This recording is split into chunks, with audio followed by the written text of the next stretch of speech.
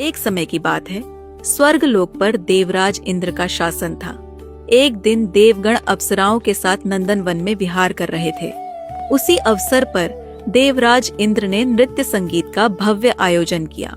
उस सभा में गंधर्वों के प्रमुख पुष्पदंत की पुत्री पुष्पवती तथा उनके मुख्य संगीतकार चित्रसेन का पुत्र माल्यवन संगीत व नृत्य प्रस्तुत करने आए थे। नृत्य के दौरान वे दोनों एक दूसरे के सौंदर्य से मोहित हो गए, जिस कारण उनका तालमेल बिगड़ गया और प्रस्तुति भंग हो गई। उनके ध्यान भंग होने का कारण देवराज इंद्र तुरंत समझ गए। यह देखकर वे अत्यंत क्रोधित हो उठे और बोले, मूर्खो, तुमने मेरी आज्ञा का उल्लंघन किया है, इसलिए तुम्हारा धिक्कार है।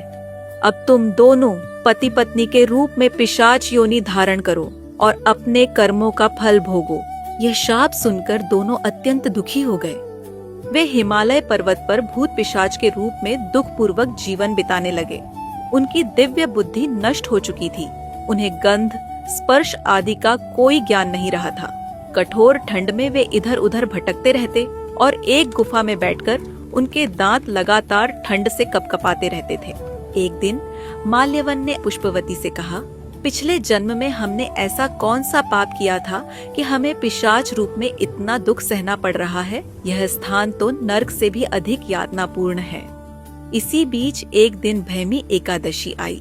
असहनीय ठंड और पीड़ा के कारण वे न तो कुछ खा सके और न ही सो पाए और अनजाने में ही उन्होंने एकादशी का व्रत कर लिया। एकादशी व्रत के प्रभाव से अगले दिन प्रातः होते ही उनकी पिशाच योनि नष्ट हो गई और दोनों को उनका पूर्व का सुंदर दिव्य स्वरूप पुनः प्राप्त हो गया। स्वर्गलोक जाकर उन्होंने देवराज इंद्र को प्रणाम किया। उन्हें उनके पूर्व रूप में देखकर देवराज इंद्र अत्यंत आश्चर्यचकित हुए और पूछा, तुम्हें पिशाच योनि से मुक्ति कैसे मिली? तब माल्यवन ने कहा, हे देवराज, हमने अनजाने में एकादशी व्रत का पालन किया। भगवान विष्णु की कृपा और इस व्रत के प्रभाव से हमें पिशाच शरीर से मुक्ति मिली और हम अपने दिव्य स्वरूप में लौट आए। यह सुनकर देवराज इंद्र बोले, जो भगवान विष्णु के सेवक हैं, वे हमारे भी सम्मान के योग्य हैं। तुम अब पूर्णतः पाप मुक्त हो।